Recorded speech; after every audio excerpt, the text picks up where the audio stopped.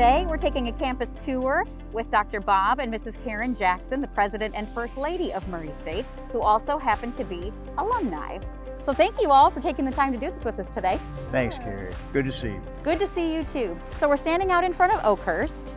Tell me a little bit about your knowledge of the history of Oakhurst. Oakhurst is a Southern colonial architecture. The construction was started in 1917 and it was completed in 1918 by Dr. Rainey Wells and his wife, Tenny. It's a grand home and we have just really enjoyed getting to know the house and feel very blessed to be the caretakers of the house. Do you have any favorite memories of Oakhurst from your time here as students? To be honest, probably most students don't think a whole lot about Oakhurst. And if you think about Dr. Rainey Wells and his significance, the founder of the institution, he was a political force. And so this university wouldn't be here today without Dr. Rainey Wells.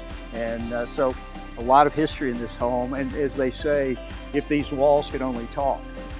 So is there anything you think the racer community wouldn't know about Oakhurst? Any secrets that we need to know? Most people may not know that the original name of Oakhurst was Edgewood. The name was changed to Oakhurst in 1936 when Murray State purchased the home and this side wooded lot from the Wellses to become the official home of the president of Murray State. So the original name Edgewood and now Oakhurst. So before we move on to our next location on campus, speaking of joyous occasions and relationships that began here at Oakhurst, I'd love to know more about how you met during your time as students and how your relationship began. We met at Bob's fraternity house on Stadium View Drive. Bob was a new member and I was a member of a sorority. We met and there was something there. Very good memories from a long time ago. So why don't we go ahead now and head over to our next location, which is Wells Hall, now the home of your office, Dr. Jackson. Well, we're now at Rainey Wells Hall, which of course has been many things over the years, starting as a women's dormitory and housing students for quite a bit of time, now housing the presidential administrative offices and other offices as well. Tell us a little bit about what it's like working in that office, working in this building, and what else happens in there on a day-to-day basis. At first, it's an honor, but it's a lot of history with this building too. One of the oldest buildings on campus. It originally a women's dormitory. Today, it houses the president's office, Vice President of Student Affairs, Vice President of Academic Affairs, and Provost.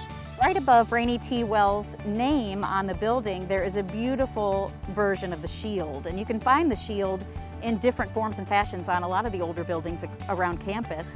There's a number of different versions of the shield. You know, the shield was designed by Dr. Rainey Wells and Dr. Carr. That was their vision. The three stars are hope, endeavor, and achievement. So that has significant meaning historically to the institution and has had since its very beginning, so 100 years worth. Over the last many years, you've seen this new campus landmark. It's the Gene Wells Ray Science Campus. So it's part of the Dr. Jesse D. Jones College of Science, Engineering, and Technology. And several years ago, the Jesse L. Jones Family Clock Tower was dedicated. Why don't we go check it out? The clock tower was the first major gift in the last major campaign at Murray State University, gifted by Dr. Jones. The groundbreaking was right over here before these other buildings were located even built. Dr. Jesse D. Jones's father was here that day. Mr. Jesse L. Jones was here. Again, a significant part of this university. Now to your right is the School of Engineering, newly named. That just happened in 2020. Tell me more about that. So a few months ago, actually maybe a year ago, we were discussing a plan to rename the Institute of Engineering. So now it's the School of Engineering as we grow and enhance engineering programs at Murray State. It's a nice new addition. So a lot of activity in this particular building and just very proud of what goes on academically in the School of Engineering. And again, we're on Dr. Gene Wells Ray, the science campus, named after Dr. Ray, who is an alumnus who graduated with a degree in physics and as well, and played an important role in this particular campus as well. Now, obviously, it's been less than 2 decades that this beautiful science, engineering, and technology campus has been where it sits today. But before that, it looked very different. So for instance, when you were in school in the mid-'80s, tell me a little more about what this area looked like then. A lot of students actually lived across the street from Wells Hall on this particular property. Also, just to the right, and I'm smiling, was an old restaurant, Granny's Porch. Many people will remember that. So many of us who studied on campus would go there and have breakfast and study at Granny's Porch. We're here on the quad side of Pogue Library, and many young alumni may not realize that this was actually the first location of All Campus Sing, on these steps on the quad side.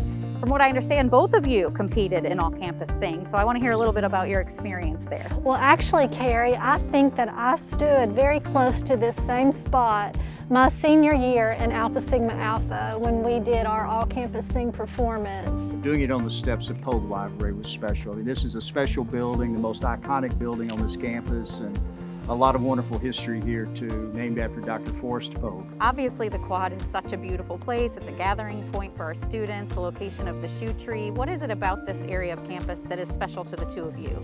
Well, the history of this university is rooted here. All the original buildings surround it, from Rather to Wilson, all the way around. So, I mean, the history of this institution, 100 years worth, is here in this quad. Dr. Rainey T. Wells is standing here in front of us, his statue. So a lot of history here, a lot of good memories here, a favorite spot for all of us, a favorite spot for our students, a favorite spot for our alumni. We're now on one of my very favorite parts of campus, the main mall that runs through the center of our campus, out here in front of Waterfield Library.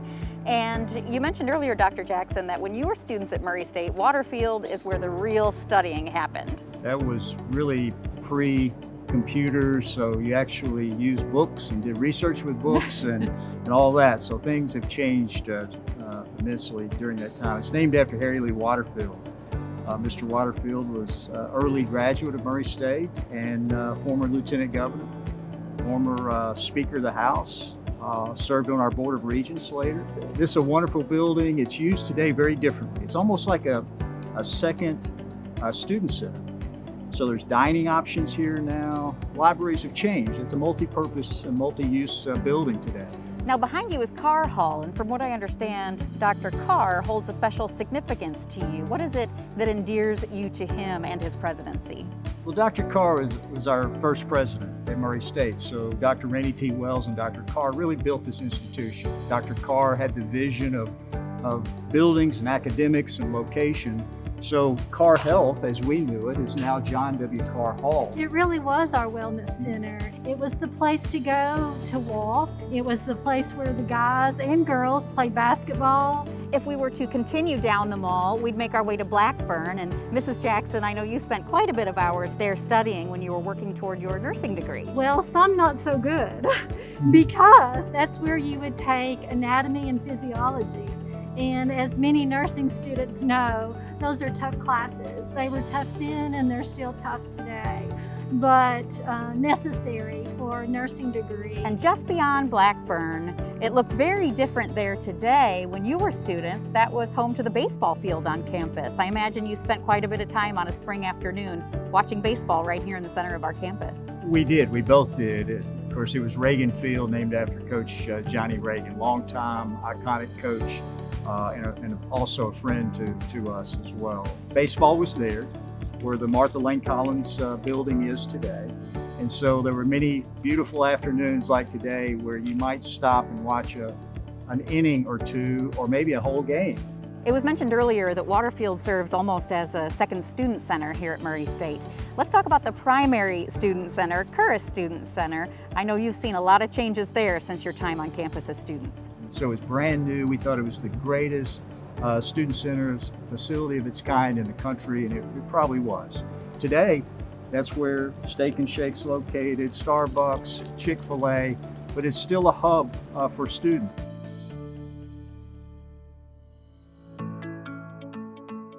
We're here in front of Mason Hall, and I know, Mrs. Jackson, you spent quite a bit of time at Mason Hall when you were a student completing your nursing degree. Do you have any favorite memories of being here, your classes or professors that you'd like to share with us? Well, I do, Carrie, and I spent probably the majority of my sophomore, junior, and senior year here in Mason Hall.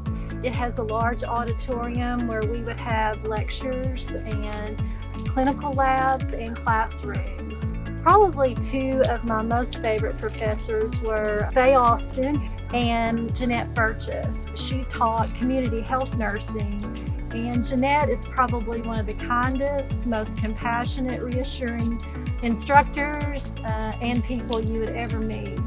The auditorium inside Mason Hall is actually named for Dr. Ruth Cole. Dr. Cole was really one of the founders of the School of Nursing and Health Professions, and a few years ago we dedicated the auditorium to Dr. Cole, who we both had the opportunity to know, and Dr. Cole is an instrumental part of the School of Nursing and Health Professions for many, many years. Just across the street in front of Mason Hall is the old Racer Arena. And from what I understand from many of our alumni, there were some amazing concerts and events held in Racer Arena during their time on campus. Tell me about some of the concerts that you all attended. Do you have special memories of some really great events?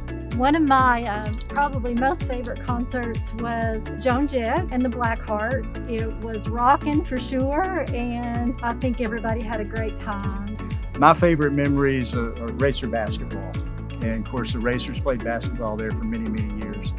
We had some wonderful teams play in Racer Arena in the 1980s. And very successful program then, very successful program now. If we look from where we're standing across the soccer field and beyond the Curris Center, we can see the residential portion of campus, including Winslow Dining Hall. Winslow has changed a lot since the two of you were on campus as students. Tell me a little bit about that transformation. Racer Dining makes it very festive. They do international food, have themes, and it's just a great environment. It really is. Mrs. Jackson, you lived in the residential colleges all 4 years of your education at Murray State. Do you have significant and special memories about that time? My junior and senior year, I lived in Hester Hall. And I think today's administration would be very surprised to know that back then we would go to the rooftop of Hester and lay out in the sun and just have a grand time. Well, I lived in Hart Hall. I got to meet individuals I would have never met otherwise. A good experience, and it's still a good experience today. Dr. Jackson, Mrs. Jackson, thank you so much for taking the time to walk through campus with us today and share your special memories of the places on campus that are so important to the both of you. One thing that we can certainly tell our alumni at Murray State is that Murray, Kentucky is as beautiful in the fall today as it's ever been. Carrie, thank you. And this has been a real treat for us. And I hope our alumni and friends and the faculty and staff and students at Murray State University enjoy the tour we've taken this afternoon. And this is a wonderful and special place. And this is a beautiful time of year. And there's not a more special time than homecoming. So happy homecoming, everyone. And I hope next year to see everyone on campus.